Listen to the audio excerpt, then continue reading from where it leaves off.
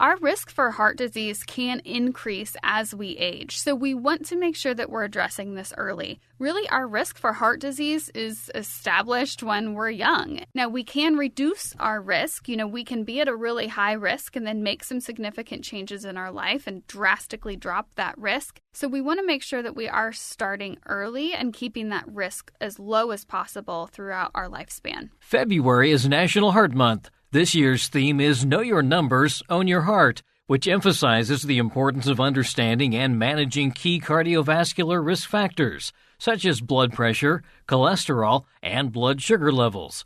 Cardiovascular disease, or heart disease, is the leading cause of death in the U.S. and around the world. On today's Sound Living, Improving Heart Health. Sound Living is a weekly public affairs program produced by Research and Extension at Kansas State University. I'm Jeff Wichman. By 2030, it's estimated that more than 1 million people in the U.S. could die from heart disease, and Kansas does not escape that problem. K-State Research and Extension Aging Specialist Erin Martinez says that heart disease leads all causes of death in the state. Erin, Heart Healthy Month makes us think about some of the things we need to do to protect our heart health, and as part of that, really what comes into play are risk factors. Absolutely. So cardiovascular disease, also known as heart disease, is the number one cause of death for both men and women in the United States. And surprisingly, it has been the leading cause of death for over 100 years. So this isn't new. We have a lot of research and data showing us what those risk factors are. The key risk factors that we oftentimes talk about are high blood pressure, high blood cholesterol, and smoking. And the problem is we need to know that this is going on. So what do we do to make sure that we're kind of monitoring our health, I guess? Yeah, so one of the things that we hear about with heart disease is that the prevention and education really is key because so many of the behaviors that are significant risk factors can be modified by our own behavior and by our own diet and how we're treating our bodies.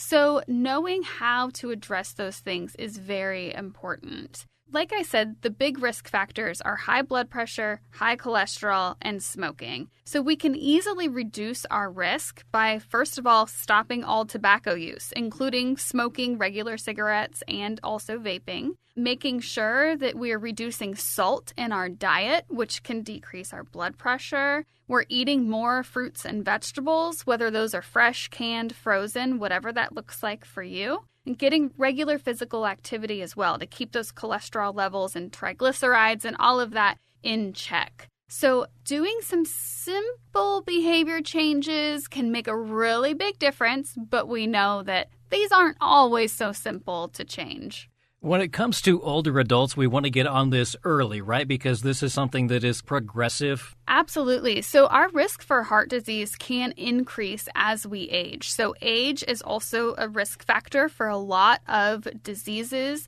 including heart disease, dementias, and things like that. So we want to make sure that we're addressing this early. Really, our risk for heart disease is established when we're young, and we continue to follow that pattern throughout our lifespan.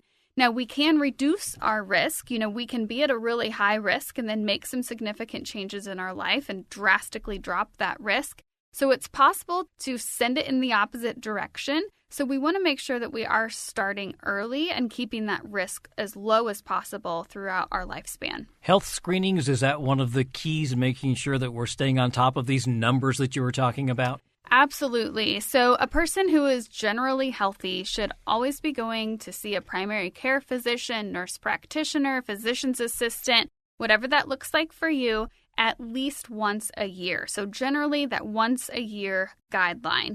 I currently go and see my primary care practitioner once a year, get my blood work done. Even though I don't have anything really to complain about or, nothing's really going on, I'm not feeling bad. But I still just want to make sure that I'm going. And one of those reasons that I go is to get my blood work done. And we know that there's a lot of signs that can pop up in the results from our blood work that can give us some insight into things that might happen in the future, like cardiovascular disease. Yeah, you were talking about the cholesterol, and I know that that's sometimes confusing because we have a good cholesterol number and a bad cholesterol number, and sometimes we get those confused. Yeah, and that's easy to get them confused. So you have your total cholesterol, you have HDL, LDL, all of those things, and so it can be confusing, but generally we want to aim for healthy ranges in all of those, and your doctor or primary care provider can walk you through exactly what those numbers are and what those mean for your risk levels. And as you were saying, that is something that can be controlled through diet a lot, at least not completely, but somewhat through diet.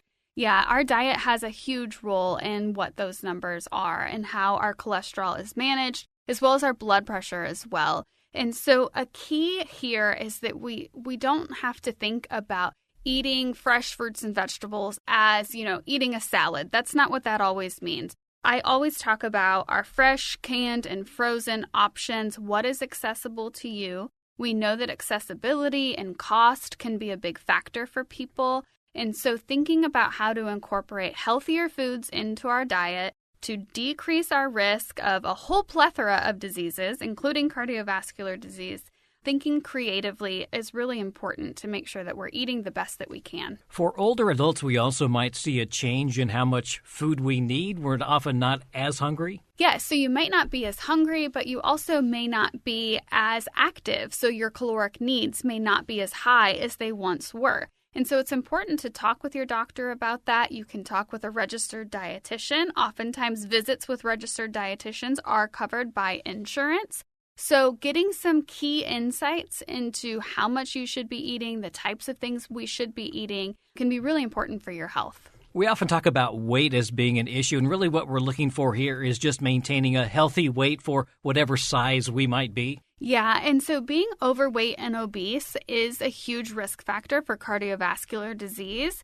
So we want to make sure that we are maintaining a healthy weight, and that can look different for other people. So someone who is a weightlifter, bodybuilder, they're obviously going to weigh a little bit more than someone who isn't because they have a whole lot of muscle, and muscle is very heavy and dense. So, a healthy weight for them, it might be categorized as overweight or obese, but really it's not. It's because of that amount of muscle. So it's important that we're thinking about the context with our weight. Is this a healthy weight for us? And your doctor can help you navigate that decision. You mentioned muscle, and that's something that we do lose. And for older adults, we lose it fairly rapidly. So we need to be doing some things that will maintain that muscle so that we're not losing muscle. We're actually building muscle.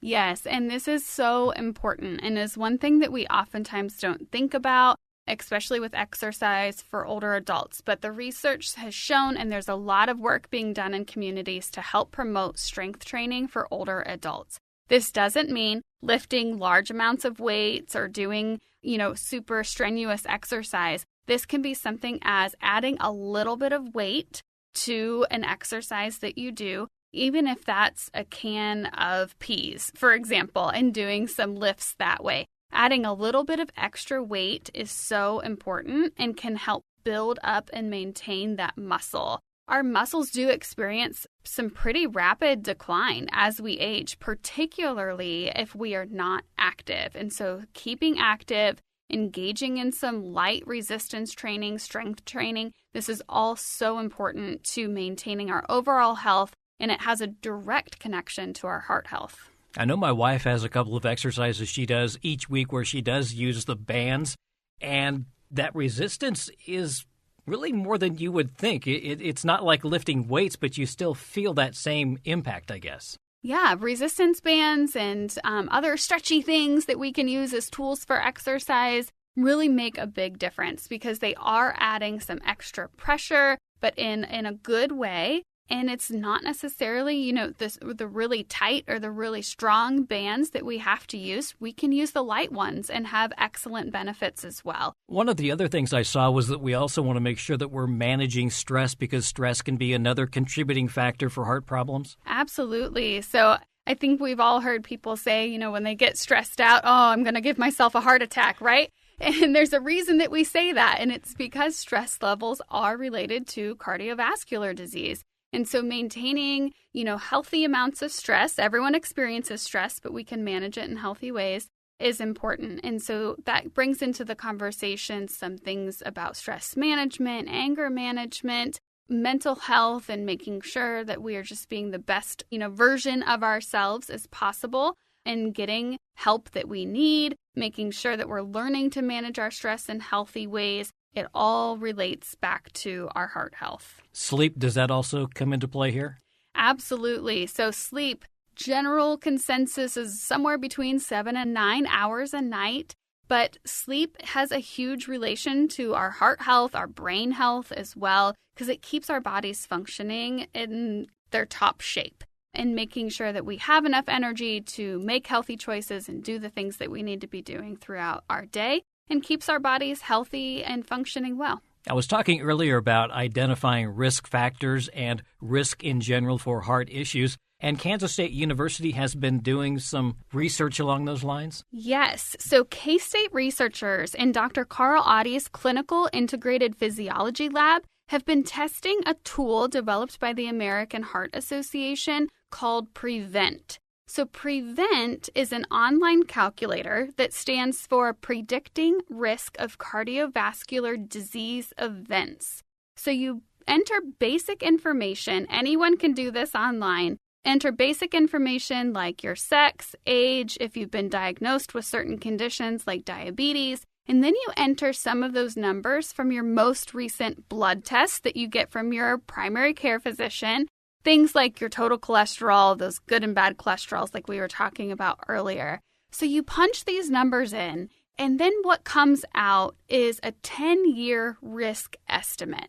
And what K-State researchers have found is that this estimate is really accurate. So in terms of if you are low, borderline, intermediate, or high risk, but also in terms of timeline. So if it shows that you are at high risk for a cardiovascular event within the next 10 years, the research is showing that that's pretty accurate, and you probably could have a cardiovascular event in the next 10 years. So researchers have really been talking about this tool so that we can engage in more preventative behaviors, live a healthier lifestyle, but also engage in some discussion and shared decision-making with our primary care physicians so that we can really talk about prevention and treatment early. Yeah, you mentioned those risk factors, and if we can identify them early on, and really a test that comes back so specific, I think probably gets our attention maybe a little bit more than just maybe, my cholesterol's a little high. I think when you start seeing some of these risk factors and a real timeline to it, probably makes it more impactful. I think so. I mean, if my test came back and said I'm at high risk for a cardiovascular event in the next 10 years, I think I would be making some changes because that's a scary thing. And as the research has shown, this test is pretty accurate. So we know that if we get a result back that we need to make some changes and we need to make them now. And they don't have to be drastic, completely change our life today. We can make small incremental changes, but any change is going to make a big difference. You talked about the health and nutrition, but also the getting physical activity. And Extension has some things that people can do along those lines. Stay strong, stay healthy. Walk Kansas will be starting soon. So some of those things that can help you get that exercise that maybe you're not building into your everyday routine. Absolutely. Stay strong, stay healthy, like you mentioned, our wonderful Walk Kansas program, engaging in other exercise activities that are offered through Extension, or talking to your local Extension office about what opportunities are available in your community. Also important, if nothing exists in your community, which is a problem in many of our rural, more remote communities, go and talk to your Extension office and see if there's something we can bring to the community and help our community out and get people up and active and engaging in physical activity. Extension has a lot of resources for physical activity, but also with nutrition, with getting people connected with benefits to help them improve their nutrition, make healthy choices. So if you are at high risk, if you go and you use this Prevent calculator and you get back a result that is scary, head straight to the Extension office and start figuring out what Extension can do for you. That's K-State Research and Extension Aging Specialist Erin Martinez with steps that we can take to improve our heart health. Sound Living is a weekly public affairs program produced by Research and Extension at Kansas State University. I'm Jeff Wichman. And this is the K-State Radio Network.